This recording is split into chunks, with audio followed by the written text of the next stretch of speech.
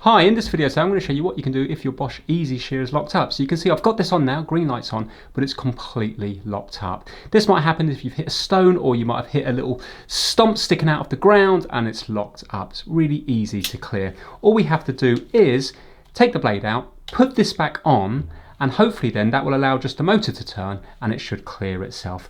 So we're going to press down on here towards the back, and we're going to take the actual blade out, so tilt it up like that and take it out.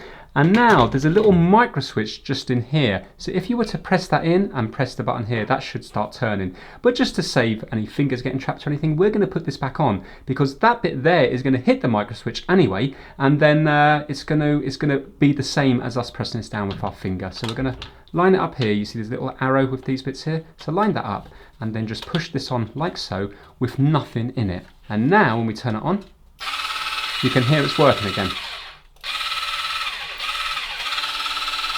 So now we can take this off again, press that there, we can put the blade back in, and you should find that the blockage has now gone and it should be working fine again.